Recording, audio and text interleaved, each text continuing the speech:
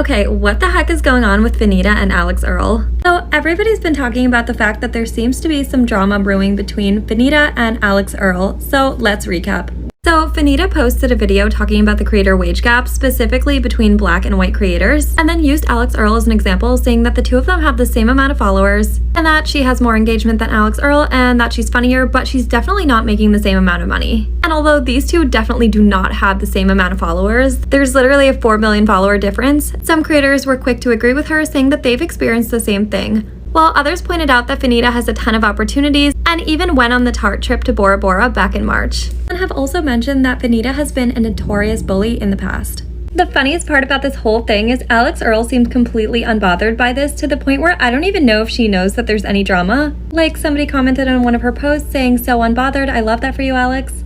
And she commented back saying, "Did something happen? These comments always stress me out," showing that it seems like she has no idea what's going on. Here's my thing, y'all. I don't care about what people are saying about me. And I'm going to let y'all in on some of the things that have been going on the last month and a half of my life. And I mean, actually, not even the last month and a half, the last month. It's been a month that all these things have occurred. First, I want to start off by saying that my uncle literally died in April. The only father figure I had died in April, and my family has been struggling so bad. And I couldn't even grieve my uncle's passing when it was happening because everybody was mad at Raven and Miranda and mad at me about a podcast clip. Then after I had to go spend and then the thing is I'm busy, so I can only spend 3 days with my family before I have to come back to LA and work, because I work hard for my family so I can provide, because my family's not well off. You know, like, nobody in my family's rich. I'm not rich, but I still take care of my family. I take care of all my nephews. I take care of my cousins. I take care of my aunt, and my aunt really needs me right now. Then I had to go get a life-changing surgery. I had to go get a tummy tuck. I had to go get a boob job. Y'all, I just got back from Miami last week. I've only been home for a week and a half. And I'm still in recovery. I'm still swollen, and everybody's making think pieces about my body that is fresh. Like, literally, I'm fresh off the table. I've just started sleeping again. Like, last night was the first time I slept for 9 hours in 3 weeks. And it's not because I wasn't sleeping because of pain meds or whatever. I haven't taken my pain meds since May 9th. No, I haven't taken my pain meds since May 15th, after I got back from Miami. I have not taken a single pain medication because I don't want to get addicted to opioids. I haven't taken Tylenol, and I haven't taken any of the codeine that I was prescribed. I still have 22 codeine pills left.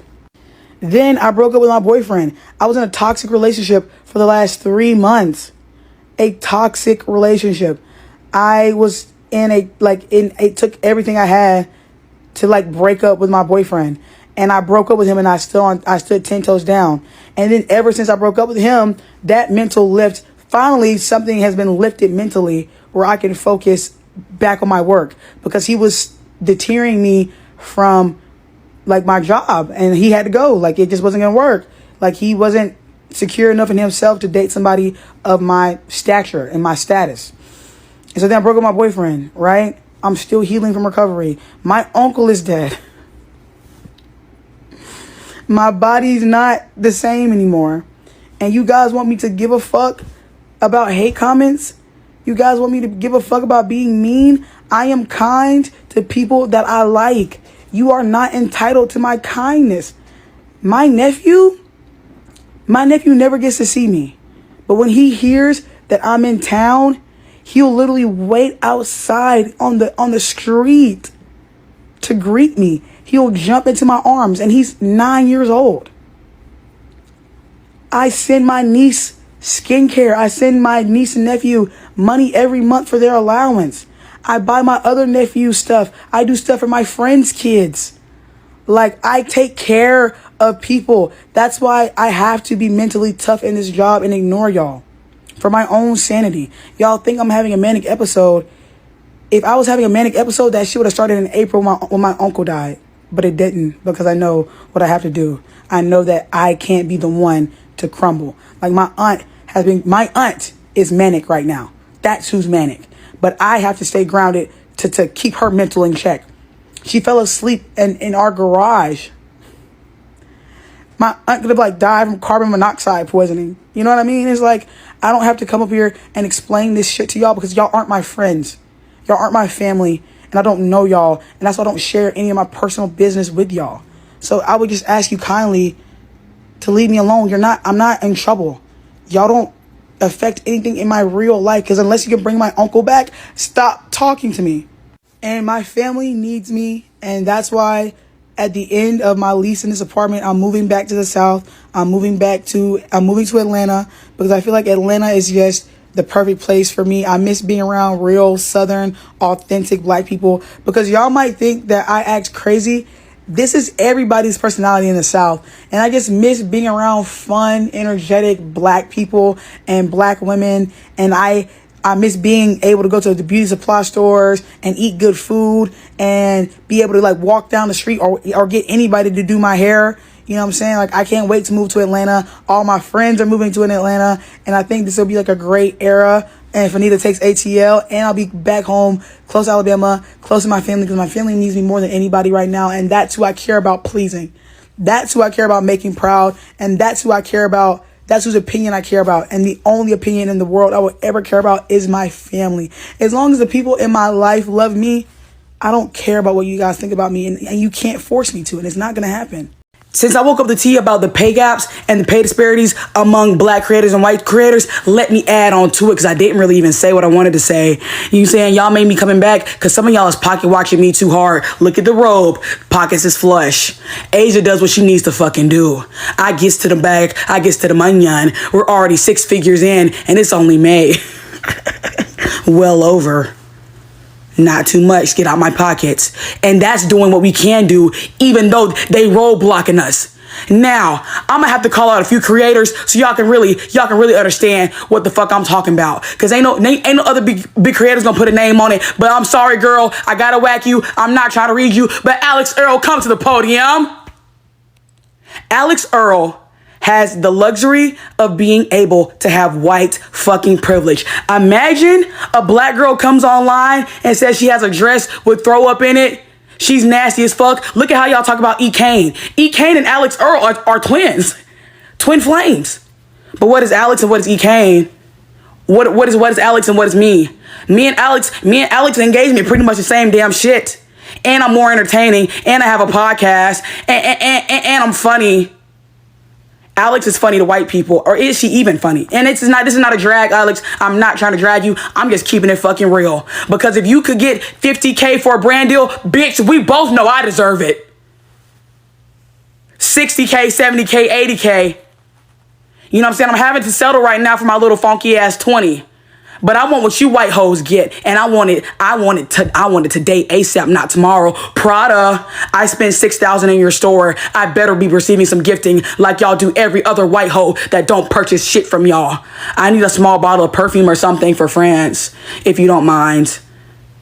You know what I'm saying? It's hard having to be the one to talk the shit all the time and say the quiet parts out loud, but somebody's got to do it. And now that I have my new titties, I will be more than willing. Alix, girl, I'm not trying to drag you. That's not even a read. It's not your fault that you're white. Opportunities come better to white people, and that's just how the country was built. You know what I'm saying? It's systemic. I'm not hating that you get to the money, young girl. I'm just saying I need it fair across the board, or I'm gonna start being mediocre like you white hoes. Because if I take away popular sounds, half you hoes ain't got a fucking account. Don't let me wake it up. And I'm not trying to be rude, and I'm not trying to be nasty. And if you think I am, then dance your way into my DMs and let's tussle if you feel hit. Period. And we all know that I'm the baddest. Gag it. Fanita is spiraling right now because for the first time in her life, she's realizing that she's a Black woman and she's not okay with it.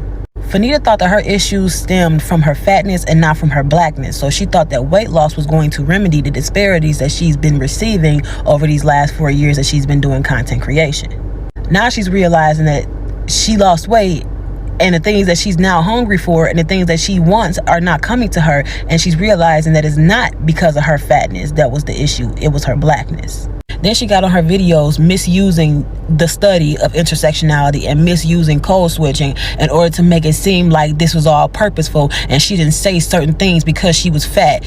And although portions of that might be true, the reason why you're talking now is not because you want to bring attention to the wealth disparities and the pay disparities amongst black women and white women in content creation. That's not why you're doing it. You're doing it because you thought that these white people loved you for who you are, and because you were this token black girl, you thought that your tokenness was going to get you a seat at the table, when really it just got you a seat in the room. But they over there having a conversation and they not letting you know what they talking about. You got on this app misusing intersectionality and misusing code switch to manipulate people, to make people think that this was all purposeful, when really you're just angry at these people that you have wasted your entire life trying to appease. Now you're realizing that they don't like you. Now you're realizing your tokenness is only going to get you so far, period. So what we're witnessing right now is Fanita lashing out. She's lashing out, and the reason why she's doing it over social media is because that's where she's going to have the most casualties. When you're lashing, when you are not in therapy and you do not have the proper coping mechanisms to deal with the anger that's inside of you due to the injustices you feel like were brought upon you, you're going to lash out. And because she has 2.3 million followers, she's going to lash out in front of these people because that's where the most of her attention is going to come from. That's where she's going to feel like she's getting all of this relief off of her chest, as if she lashed out in front of all these people, because that's what the mass majority of her people are. And during that lashing out, you are attacking other black women. First of all, leave Mecca out of your mess, because Mecca didn't do nothing to you. Second of all, you're going at Deccan and Dane for something that maybe her delivery was poor, but what she said was absolutely true, and you're mad at it. And then you starting to make fun of her accent, and it's just so problematic. It's so problematic. And instead of you looking on the inside, putting your phone down and saying, maybe it's not these people's fault, maybe it's my own fault, you're lashing out because you're mad because you're not white. You thought that you was going to call out Alix Earle. You thought that you were going to lose weight and that was going to put you right next to Alix Earle, because you thought that your only issues were that because you were fat, and that was it. You're not understanding that your blackness, you are black before you are anything. So please don't get on this app trying to make it seem like I'm talking up now because I'm tired. I couldn't say things before because I was fat. You didn't say anything before because you thought that your issues were stemming from your fatness. That's what you didn't care about the blackness. You don't give a fuck about no pay disparities amongst black women. That's why you sitting on these videos talking about people in the projects and with roaches and eat noodles or whatever you were talking, chicken nuggets, spending them 5 ways, whatever you were talking about. You don't care about black women. You don't care about the pay disparities. You don't care about economic justice. Your issue is because these white folk are looking at you like, yeah, we liked you when you were fat because we could poke fun at you being fat, but now you're just black and a woman, and we can't out loud poke fun at things like that. So your services may no longer be needed. That's why you're upset. It's insane. Then you get on this app talking about, oh, my best friends are white. We know, Fanita, we know your best friends are white. We know. Okay. At the end of the day, you thought you were going to lose weight, put on that Versace robe, and sit next to Alix Earle, because your whole life you have been evading the fact that your blackness is the #1 contributor to the way you get treated. And now you are angry. Now you are mad. You did that to yourself. Whatever schools you went to, who put you in what, that's on you. And like Deccan and Dane said, you were okay with getting the scraps, and now you mad. Take your anger to somebody else, because honestly, Fanita, we do not care. We don't care. I'm sorry. I'm not sorry. We don't care. Alix Earle isn't a comedian. She's an influencer. Whether you like her content or not, if you go through her TikTok right now, it's going to be, try on these dresses with me, do my makeup with me, try on these clothes with me, let's get unready with me while I tell you about this. She's selling a lifestyle. And in the United States, the lifestyle of being this beautiful, glamorous college girl who has all these people waiting at her, waiting to see her next move online, dating a football player. Like, she's selling a lifestyle that a lot of people in the United States, especially young girls, would want. And that's profitable for her, because then brands can get in on that lifestyle and they can center their brand around the dream that she's creating, or that she actually lives. So brands are going to pay a lot of money to become a part of the Alix Earle lifestyle, the Alix Earle ecosystem, because she's selling a lifestyle, she's selling a dream. She's also not a comedian. She's not a social commentator. Like, I would consider myself a social commentator. Aligning your brand with me would also be a little risky, because I could hop on here one day and share my opinion on something, and the world could deem that the incorrect opinion, and then I could be the center of controversy. And since that brand has chosen to align itself with me, it too would be in the crossfires of that controversy. This is just about brand alignment. And comedy, historically, just doesn't pay well. If you get in a big movie, you may get paid well. If you sell out a nationwide tour, you might pay well. But there's a reason why Margot Robbie got snubbed for the Barbie movie, and why comedy movies usually don't win Grammys. Comedy is not something that really pays well. It's also the reason why we're seeing less and less comedy movies being made right now. It's the same reason why you're seeing, the remake after remake of Marvel movies, Mad Max, The Hunger Games, whatever. Comedy doesn't do as well in the global marketplace that we're experiencing right now, because comedy is heavily centered on individual lifestyles and niches, and also language. So comedy doesn't translate very well amongst different cultural and global marketplaces due to language barriers. But you know what does translate well? A pretty blonde white girl who tries on dresses and has a great body. That's going to do well in China. That's going to do well in Europe. That's going to do well wherever, because you don't need the language aspect to understand what's being sold there. I'm not saying it's right that if you are a blonde, pretty white girl, you're going to have a better shot. And there is definitely a pay disparity, absolutely. But that's what's happening here. If you scroll through other people's TikToks, if you scroll through my TikTok, and the first 5 seconds of it is, hey bitch, hey whore, hey slut, hey peasants, why I'm getting more money than you're getting. That's why you're not going to be making as much money. It's not like most people couldn't show that kind of material to their 50, 60-year-old parents without their parents being like, no, I don't want you buying any products from that person. That's what it is. The more digestible you are across a global marketplace, across all different cultures, across every different age group, the better you're going to be paid, because you're more marketable. This video is not me hating on Fanita, more so using her as a case study to maybe spark some introspection. Fanita makes inherently hateful content. Whether it be reads, critiques, complaints, even sense of humor, we could rely on it being negative to the point of self-deprecation. And that's why a lot of people liked her. She was blunt, harsh, and to some, realistic. But here's a little secret. When someone is so good at critiquing everything around them, they're even better at critiquing themselves. Fanita, above all the other accusations people are throwing at her, is deeply insecure and has a lot of internal work to do. And she always has been, but now she has nothing left to hide behind. Let me explain. When someone dislikes themselves, they don't recognize it as a state of mind, but rather they like to compartmentalize and handpick traits of themselves that they dislike the most. And then they convince themselves that when these traits are gone, they will be happy. Everything will be okay. And a lot of insecure people have this mindset as a way of coping. I did too. But the truth is, confidence and security don't come when you finally get skinny or get rich. This mindset will make you resent the traits you once had and live your life in avoidance to them. No matter how skinny, pretty, or rich you are, your insecurities are still centered. They still rule your life. So when I see podcast clips of Fanita saying that some people are just objectively not beautiful and ugly, or when she quite literally makes fun of people for being poor and in Section 8 housing, it is so clearly projecting. She is so utterly petrified of not being conventionally beautiful or losing her wealth that a huge portion of her content and personality embody this. And a lot of people do this, so from an outside perspective, it makes sense that viewers found her content funny or blunt realism. But it's not. It's fear masquerading as a brand, and it's worked for her for a while. But hate, especially self-hate, is never sustainable. And now we're seeing it crash in real time. You can hold creators accountable without adding to that hate. But making fun of how her body looks, like a lot of people in her comment sections are doing, is not gonna do anything. If anything, this is an opportunity to look inward. Use it for positive growth. I love watching TikTok drama to procrastinate working or writing my web serial, and I've been following up on this Fanita and Alix Earle situation. And do y'all think that she's even aware of what Fanita's saying about her? Like, I could genuinely see her being completely unaware for the first few days, but someone has to have had to tell her by now, right? I don't want to comment too much on Fanita because that's frankly not in my wheelhouse, and other creators have already done it much more eloquently than I could and from a better place of understanding for her.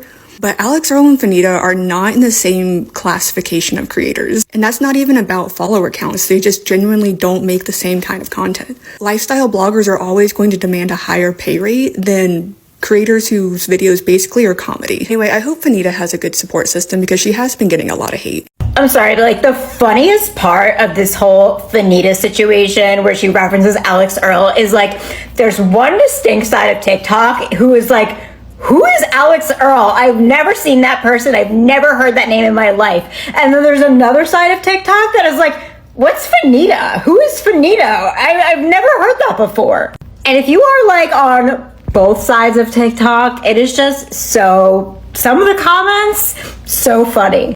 And it just goes to show that like the algorithm is everything, completely curates your experience. I'm so confused. Why is Fanita trying to argue with Mecca? What the hell Mecca did? What did Mecca say?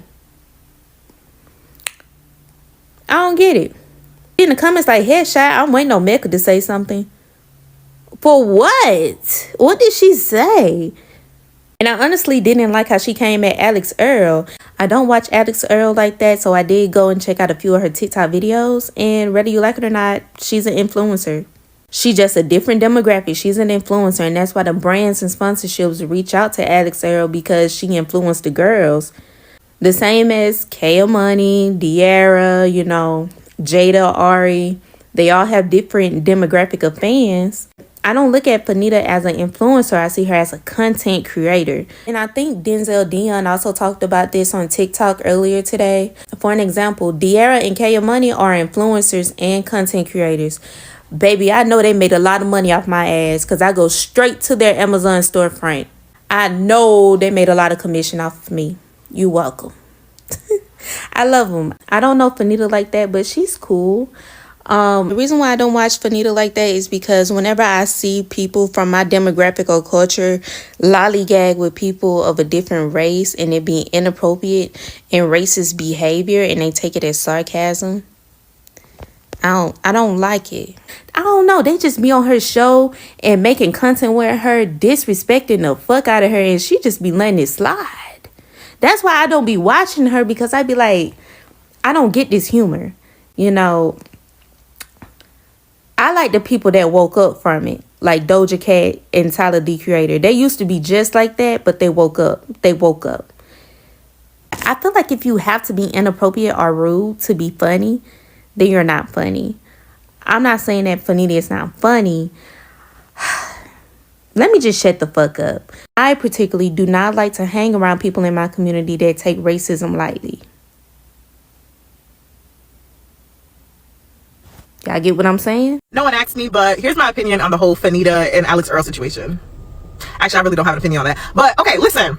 I've been doing content creation for years, and I feel like I'll have moments where I really want to take it serious and then I don't. But this whole situation with Fanita and all this different stuff that's going on has me really thinking, like, what is it that I want to do? Because when I first started on Instagram, on YouTube, and my blog era, it was all about inspiration. And I just don't want to focus on that. Like, I don't know. I just want to do something different, you know? So I've been trying to figure out what it is that I really want to focus on. So I don't know. Maybe my mutuals can help me. Like, what is it that you guys like to see when I do? Like, lately I've just been on my sexy shit. Like, I've just been like, you know, showing out. Even this little top for work is a little scandalous.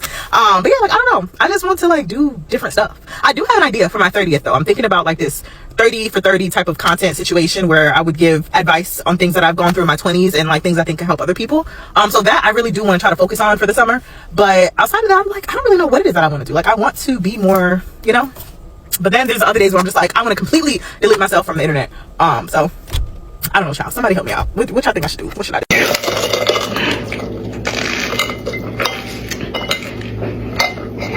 Oh, I'm so thirsty. Nursing mom life. I have maybe a weird take on the Fanita and Alix Earle thing. I do not follow Fanita. I do not follow Alix Earle. But somehow these ladies have ended up on my FYP. And it has been like non-stop of Fanita and Alix Earle. And so my personal take is, because everyone's like, oh my God, how could Fanita compare herself to Alix Earle? Blah, blah, blah. I might have a hot take. And my hot take is, I've never heard of either of these two ladies. But all of a sudden, everyone's like, Alix Earle is 5 million, 7 million. I honestly don't know. However many cons. I still have not seen this woman's profile. And Fanita, I guess, is like 2 million subscribers, so she has less, and they are totally different types of vibes. Understandable. But guess what, girlies? Guess what, guys? Fanita's name is now being brought up with Alix Earle's name. And so even if she's not necessarily at this level, oh, baby, the TikTok streets is talking, okay? So she's getting that publicity. So she might be crazy or whatever you guys were saying, because like I said, I don't follow either of them, so I cannot speak to their content, what they produce, what type of stuff is coming out from them. But what I can say is, baby girl is getting the publicity, okay? And with that, that's what I'm gonna say, is because I live in homesteading, wife, Montessori mom, TikTok lane. Okay, that's where my TikTok vibe is. Somehow I'm getting this stuff. So this stuff must be so mass produced, like being, I don't even know if I'm gonna say, I feel like yes, mass produced, because everyone's talking about it. But it's reaching all the audiences where she's getting tagged. She's on that little circle, the little search, the little magnifying glass, if you will. Fanita and Alix Earle. Okay, so both girls are getting publicity now. I understand, of course, with Alix, she didn't have anything to do with this. She's just getting brought in. But Fanita, baby, I don't know. I almost want to say maybe it's marketing genius. I don't know. I guess we'll have to see how the cards unfold. But I'm intrigued to see, because like I said, I don't live on that TikTok and it reached me. I'm also very thirsty. Did you get on that side of TikTok, like on your FYP? Have you heard about this at all, even if you didn't know what it was? Let me know. Like, what type of TikTok lanes are you usually in? And did you get this? Okay. Even within this space, minority women are still not having an equal experience. So this absolutely, undoubtedly needs to be talked about. For sure. But I think we need to be careful how we're saying it. Yes. Right? We need to make sure that we're not expressing ourselves in a way that divides us as women. Because we'll be able to tackle this issue a lot better together as a unified, as a unified group. Right. I've already been a lover of TikTok, but this particular week has made me really, really double down on, we cannot lose this app. Like, we just can't. The amount of drama that I have gotten invested in, and just this week alone, of people I don't even know, of strangers, is unmatched. And I've been here for all of it. The first thing that kicked it off was that whole Fanita Alix Earle thing.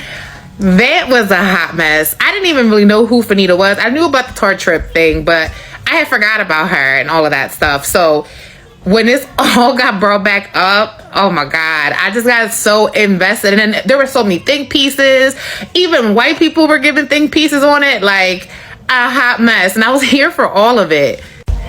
Then the second drama thing was the lady with the cake, and then her husband coming on here trying to expose her and saying like, oh, she don't got custody of her kids and she owes child support and all that stuff. Then it turned around that possibly like he was possibly lying and that he could be possibly a manipulator and a narcissist and all of these things. I was floored by that. Like, wait, what? Who's telling the truth? What's going on here? Like, I was all into that drama. Lastly is this Winter Blanco girl who I didn't even know who she was. I didn't know that she was on Bad Girls Club. Her video had came, but she was crying about the veneers. And I sincerely felt bad for her. I was just like, oh my God, I can't imagine the pain, because tooth pain is crazy. You know what I'm saying? So I sincerely felt bad for her. And then now I'm seeing all these videos where people are like, don't feel bad for her. She's a mean girl. She's a bully. That's what she gets. Some people are actually explaining like the whole process of veneers and how you have all these other options before you jump to that. And I'm like, what? Like, that has been a whole thing. And I just keep saying, like, TikTok is educational. It gets you in people's business, because people are coming on this app putting their business on here for free. And I'm Puerto Rican, so I'm just naturally nosy. Like, I'm naturally gonna be like, oh, I gotta know more about this and go down that rabbit hole. Like, so entertaining. Chef's kiss, 10 out of 10.